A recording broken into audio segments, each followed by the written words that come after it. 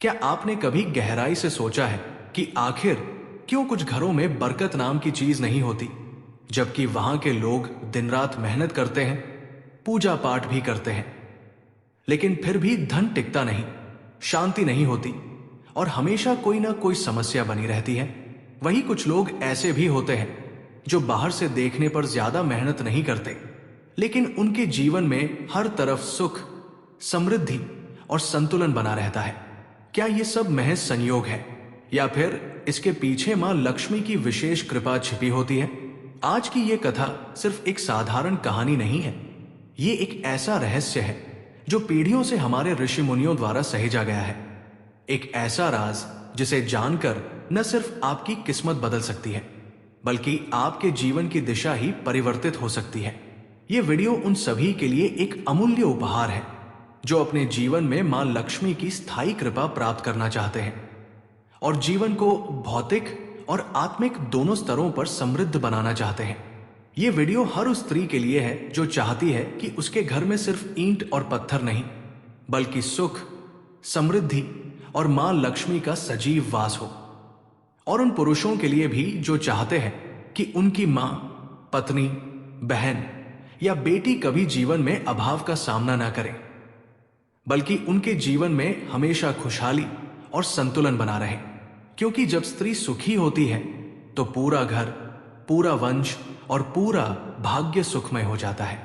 लेकिन अब सवाल यह उठता है, क्या आप तैयार हैं उस अद्भुत रहस्य को जानने के लिए जो सदियों से हमारे शास्त्रों, पुराणों और परंपराओं में छिपा रहा है? एक ऐसा गुप्त सूत्र जिसे सिर्फ कुछ गिने चुने साधक ही अपनाते हैं और जिनके जीवन में मां लक्ष्मी स्वयं वास करती हैं। तो चलिए शुरू करते हैं एक अद्भुत यात्रा, मां लक्ष्मी को प्रसन्न करने की यात्रा। वर्ष है 2025 और इस समय की ग्रह स्थिति, ऊर्जा और कालचक्र मां लक्ष्मी की कृपा को आमंत्रित करने के लिए एकदम उपयुक्त है। लेकिन ध्यान रहे, यह साधारण उपाय नहीं है, ये वो गुप्त रहस्य है जिसे पुराने जमाने के ज्ञानी और ऋषिमुनि ही जानते थे। ये वो उपाय है जो आपके जीवन में चमत्कारिक बदलाव ला सकता है यदि आपने इसे पूरी श्रद्धा और विश्वास के साथ अपनाया। कहानी की शुरुआत होती है एक विधवा स्त्री से जिसका नाम था सौम्या। सौम्या एक छोटे गांव में रहती थी। जीवन संघर्षों से भरा था। रोज पूजा करती, मंदिर जाती, दान भी देती थी, लेकिन घर में दरिद्रता ऐसे जमी थी जैसे कोई साया। एक दिन गांव में एक बूढ़े संत आए। वो कोई साधारण संत नहीं थे। उन्होंने सौम्या की आंखों में देखा और कहा, मां लक्ष्मी सिर्फ फूल और दीपक से प्रसन्न नहीं होती, उन्हें चाहिए शुद्ध मन, सच्ची सेवा और एक विशेष कर्म जो हर स्त्री को करना चाहिए। संत ने सौम्या को एक उपाय बताया जिसे सुनकर पहले तो सौम्या चौंक गई, लेकिन उसने उस पर विश्वास किया और फिर सिर्फ 9 दिनों में उसका जीवन बदलने लगा। घर में धन आना शुरू हुआ, बेटे को नौकरी मिल गई और सबसे बड़ी बात, सौम्या के चेहरे पर वर्षों बाद मुस्कान लौट आई। तो क्या था वो उपाय? संत ने कहा था, मां लक्ष्मी को प्रसन्न करने के लिए सबसे शक्तिशाली उपाय केवल श्री सूक्त पाठ करना नहीं है, बल्कि उसमें भाव, सेवा और करुणा को समाहित करना भी अनिवार्य है। हर शुक्रवार को यदि कोई स्त्री अथवा पुरुष पूरी श्रद्धा के साथ श्री सूक्त का पाठ करे और साथ ही कन्याओं की सेवा को धर्म माने, उन्हें भोजन कराए, आदर दे और मां अन्नपूर्णा की भावना के साथ अन्न दान करे, तो ये उपाय केवल एक कर्मकांड नहीं, बल्कि जीवन को धन, सुख और आत्मिक संतुलन से भरने वाला मार्ग बन जाता है। हर शुक्रवार को सूर्योदय से पहले उठें, स्नान करके साफ वस्त्र पहने, अगर संभव हो तो लाल या पीला रंग, एक छोटा सा कलश ले, उसमें गंगा जल, एक सिक्का, चावल और हल्दी डालें, उसे मां लक्ष्मी के चित्र या मूर्ति के सामने रखें। अब एक दीपक जलाए, देसी घी का, फिर बैठ जाए शांति से और 11 बार श्री सूक्त का पाठ करें। यह वही पाठ है जिसे वेदों में भी सबसे शक्तिशाली माना गया है।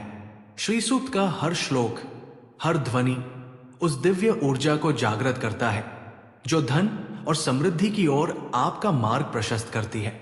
इसके बाद 5 छोटी कन्याओं को बुलाएं जो 10 वर्ष से कम हो। उन्हें अच्छे से भोजन कराएं, घर पर बने हुए सात्विक भोजन से। उनके चरण धोकर, उन्हें तिलक लगाकर वस्त्र या कुछ उपहार दे। ये सिर्फ परंपरा नहीं है, ये वो कर्म है जिसमें मां लक्ष्मी स्वयं उन कन्याओं के रूप में आती है। इस सेवा के पीछे छिपा है एक गहरा आध्यात्मिक रहस्य। जब आप उन मासूम कन्याओं की सेवा करते हैं तो आप उस दिव्य ऊर्जा को आमंत्रित करते हैं जो सृष्टि की जननी है। और सबसे जरूरी बात, अन्नदान। हर शुक्रवार को चुपचाप किसी जरूरतमंद को भोजन दे। ना कोई फोटो, ना कोई वीडियो, ना सोशल मीडिया पर दिखावा, बस शुद्ध भावना से। जब आप भूखे को खाना देते हैं तो वो केवल उसका पेट नहीं भरता, बल्कि आपके भीतर की करुणा, सेवा और समर्पण की भावना को भी जागृत करता है। ये अन्नदान सिर्फ किसी को खाना खिलाना नहीं, बल्कि अपनी ऊर्जा, अपना प्रेम, अपने तप और भीतर की दयालुता को किसी जरूरतमंद आत्मा तक पहुंचाना है। यही वो कंपन, वाइब्रेशन है जो मां लक्ष्मी को सीधे आकर्षित करता है। ऐसा भोजन जिसमें न अहंकार हो, न अपेक्षा, वही सच्चा अन्नदान होता है। अब आप सोच रहे होंगे, क्या ये इतना आसान है? नहीं और हाँ भी। असल में कठिनाई इस उपाय में नहीं है, बल्कि उस गहराई में है जो इससे जुड़ी हुई भावना और विश्वास में छिपी होती है। आज हम किसी भी समस्या का समाधान गूगल पर ढूंढ लेते हैं, लेकिन हमारे हृदय की श्रद्धा, वो सच्ची आस्था जो किसी साधना की आत्मा होती है, वो कहीं खोती जा रही है। यही वजह है कि हम कई बार मंत्र तो पढ़ते हैं, दीपक भी जलाते हैं, लेकिन भीतर का विश्वास डगमगाता रहता है। हम ये सब करते हैं जैसे कोई चेकलिस्ट पूरी कर रहे हों, बिना भाव, बिना समर्पण, बिना उस दिव्यता को महसूस किए। यही कारण है कि अनेक प्रयासों के बावजूद भी फल नहीं मिलता, क्योंकि हम केवल कर्म करते हैं, भावना नहीं जोड़ते। हमारी आत्मा उस क्रिया से नहीं जुड़ती। ये ठीक वैसा ही है जैसे कोई बिना प्रेम के रसोई बनाना। खाना तो बन जाएगा, लेकिन उसमें स्वाद नहीं होगा।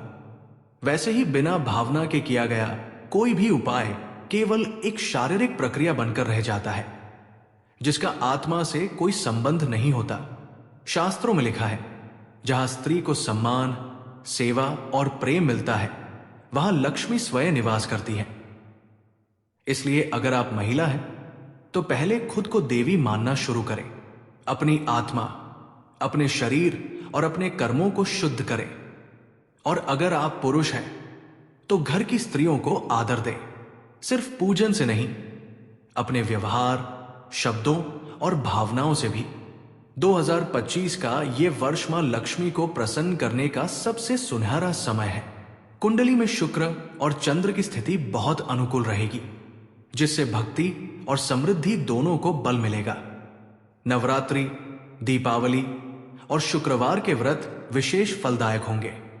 इस वर्ष कई बार ऐसे संयोग बनेंगे जब यदि आपने ये उपाय सच्चे मन से किया तो स्थायी रूप से मां लक्ष्मी का वास आपके घर में हो सकता है।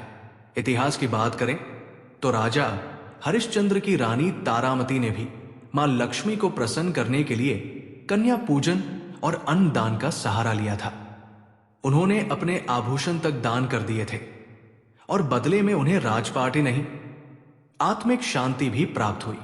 इसी तरह दक्षिण भारत की एक रानी ने जब पूरे राज्य में अन्नदान की परंपरा शुरू की तो उनके राज्य में अकाल और गरीबी का नामो निशान मिट गया।